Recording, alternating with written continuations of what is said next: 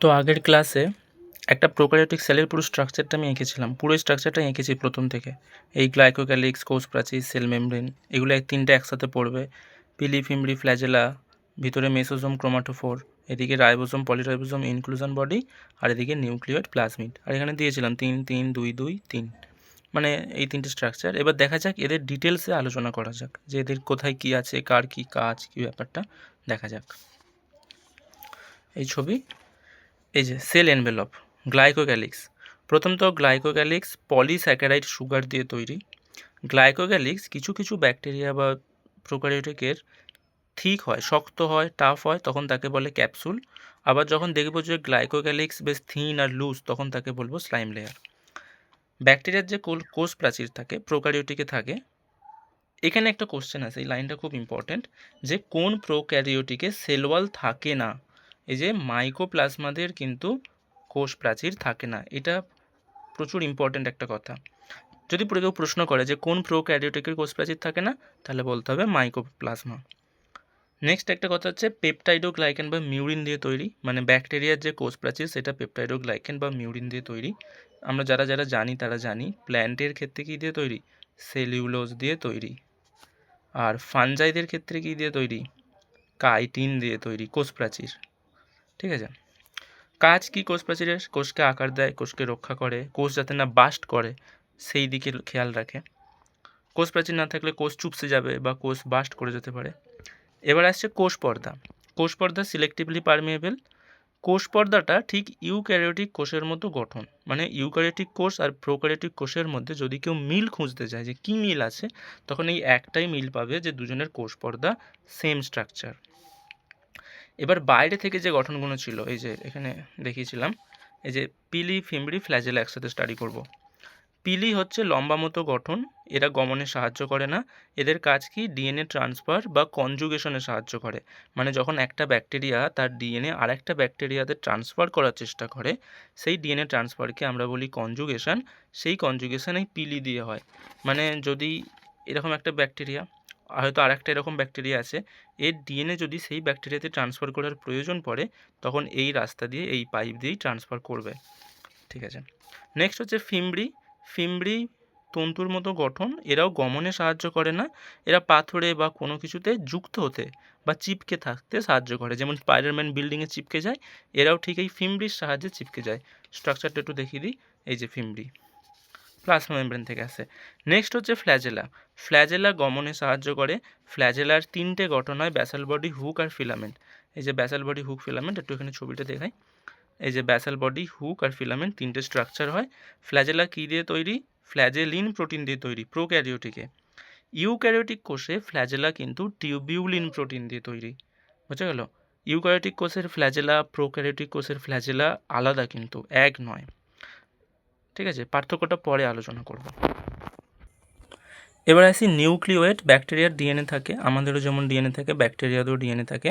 এর genetic ম্যাটেরিয়ালকে nucleoid বলা হয়। দেখতে এরকম সিঙ্গেল একটাই থাকে, সার্কুলার মানে গোল রঙের হয়, গোল রঙের বলছি, গোল আকারের হয়। আর ডবল স্ট্যান্ডের ডিএনএ হয়, দ্বিতন্ত্রী মানে দুটো তন্তু পেঁচিয়ে আছে। এদের বাইরে কোনো নিউক্লিয়াস নেই। এই যে আমি বলেওছিলাম ছবি আঁকার সময় যে এই যে এদের ডিএনএটা, এই ডিএনএর বাইরে কোনো নিউক্লিয়াস নেই, কিন্তু ইউক্যারিওটিক সেল হলে বাইরে একটা নিউক্লিয়াস থাকতো। এখানে কিন্তু কোনো নিউক্লিয়াস নেই, তাই এদের ডিএনএকে কি বলে, এদের ডিএনএকে বলা হয় নেকড ডিএনএ বা ফ্রি ডিএনএ। নেকড মানে নগ্ন, যার কোনো কাভারিং নেই। ঠিক আছে, যদি একটা লজেন্স তোমার হাতে আমি দিয়ে দিই, তার কোনো প্যাকেট নেই, তার মানে সেটা নেকড লজেন্স। আর একটা খুব ইম্পর্ট্যান্ট লাইন, এটাও খুব ইম্পর্টেন্ট, এখান থেকে কোশ্চেন ফ্রেম হয়, যে এদের হিস্টোন প্রোটিন থাকে না, কিন্তু ইউক্যারিওটিক কোষের যে ডিএনএ থাকে তাতে হিস্টোন প্রোটিন থাকে। নেক্সট স্ট্রাকচার হচ্ছে প্লাজমিড। এই যে প্লাজমিড, এই যে ছোট্ট ছোট্ট ডিএনএ, এইটা বড়, এইটা ছোট, জাস্ট এটাই তফাৎ। প্লাজমিডের ব্যাপারটা কি, এই যে বলেছি, স্মল সার্কুলার ডিএনএ, ছোট ছোট হয়, এক্সট্রা ক্রোমোজোমাল ম্যাটেরিয়াল, মানে মেন যে ক্রোমোজোম ছাড়াও এক্সট্রা ডিএনএ টুকরো থাকে, ওই জন্যই বলা হচ্ছে এক্সট্রা ক্রোমোজোমাল ম্যাটেরিয়াল। এই যে প্লাজমিড, এই যে প্লাজমিড সব ব্যাকটেরিয়াতে কিন্তু পাওয়া যায় না, কিছু কিছু ব্যাকটেরিয়াতে পাওয়া যায়। এর কাজ কি, এর কাজ হচ্ছে বিশেষ বৈশিষ্ট্য দেয়, যেমন অ্যান্টিবায়োটিক রেজিস্ট্যান্স। মানে যাদের মধ্যে প্লাজমিড আছে তাদেরকে সহজে অ্যান্টিবায়োটিক দিয়ে আমরা মারতে পারবো না। হয়তো আমাদের বডিতে এমন একটা ব্যাকটেরিয়া ঢুকে গেল যার মধ্যে প্লাজমিড আছে, তাহলে সেই ব্যাকটেরিয়া যখন রোগ ঘটাচ্ছে, সেই ব্যাকটেরিয়াকে মারার জন্য এই অ্যান্টিবায়োটিক আমাকে বুঝে শুনে পুশ করতে হবে, কারণ ওদের মধ্যে প্লাজমিড আছে, তার মানে তারা অ্যান্টিবায়োটিক রেজিস্ট্যান্স বেশি তাদের। নেক্সট হচ্ছে এই প্লাজমিড আমরা বায়োটেকনোলজিতে ভেক্টর হিসেবে ব্যবহার করি। এখন এই লাইনটা এক্সপ্লেন করতে গেলে পুরো একটা চ্যাপ্টার চলে আসে, তাই জাস্ট এইটুকু জেনে রাখা যে বায়োটেকনোলজিতে কোন জিনিসকে ভেক্টর হিসেবে ব্যবহার করি, সেটা হচ্ছে প্লাজমিড। নেক্সট হচ্ছে রাইবোজোম। রাইবোজোম ইউক্যারিওটিক কোষেও থাকে, প্রোক্যারিওটিক কোষেও থাকে, কিন্তু আলাদা। ইউক্যারিওটিক কোষে রাইবোজোমটা 8S টাইপের হয়, আলাদা হয়। প্রোক্যারিওটিক কোষে রাইবোজোম কি, মেমব্রেন নেই, প্রথম কথা কোনো পর্দা নেই, দ্বিতীয় কথা দুটো ইউনিট থাকে 50S 30S যুক্ত হয়ে 70S। এটা ভুল নয় কিন্তু, 50-3-80 নয়, 50-3-70ই হয়, রাইবোজোমের যোগটা এরকমই হয়। এস মানে এখানে ভেদবার্গ ইউনিট, ভেদবার্গ ইউনিটে আমরা রাইবোজোমকে ইউনিটকে প্রকাশ করি, ঠিক আছে। ইউক্যারিওটিকে মাইটোকন্ড্রিয়া প্লাস্টিডের মধ্যেও এই 7S টাইপের রাইবোজোম থাকে। ক্লিয়ার।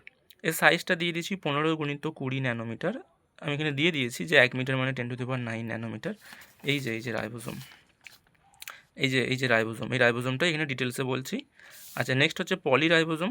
পলিরাইবোজোমের স্ট্রাকচারটা কোথায় গেল, এই যে পলিরাইবোজোম। পলিরাইবোজোম মানে কিছু নয়, এখানে দেখানোর চেষ্টা করছি, এই যে পলিরাইবোজোম জাস্ট mRNA চেন আর রাইবোজোমগুলো সাজানো আছে।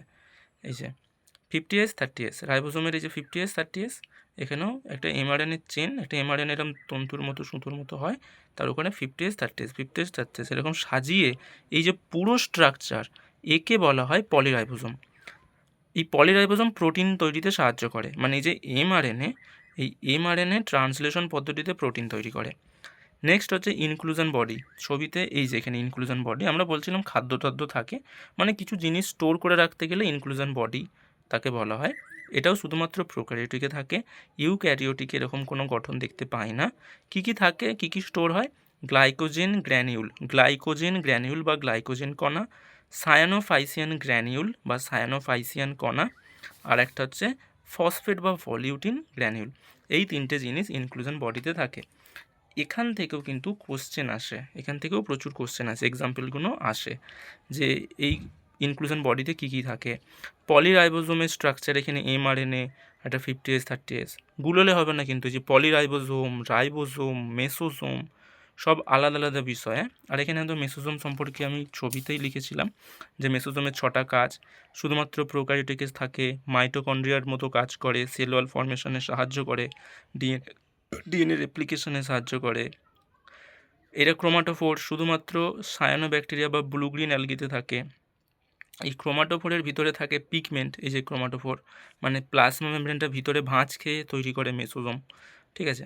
আর মেসোজোমের কাজ ঠিক একইভাবে, এই প্লাজমা মেমব্রেনটা ভিতরে ভাঁজ খেয়ে ক্রোমাটোফোর তৈরি করে, তার মধ্যে থাকে পিগমেন্ট, সেই পিগমেন্ট দিয়ে ব্যাকটেরিয়া কিন্তু সালোক সংশ্লেষ করে। শুধুমাত্র সায়ানোব্যাকটেরিয়াদের থেকে থাকে। আমি যে কোনো ব্যাকটেরিয়া নিয়ে আসলাম, মাইকোব্যাকটেরিয়াম টিউবারকিউলোসিস নিয়ে এসে যদি দেখি, তার মধ্যে কিন্তু ক্রোমাটোফোর পাবো না। তো বেসিক্যালি এই স্ট্রাকচারগুলো এখানে হয়। আর এই পুরো নোটস একটা nucleoid, plasmid, ribosome, polyribosome, inclusion body, এই যেখানে সেল এনভেলপ, কোষ প্রাচীর, কোষ পর্দা, পিলি, ফিমব্রি, ফ্ল্যাজেলা, মোটামুটি প্রপার একটা হালকা করে নোটস এগুলো।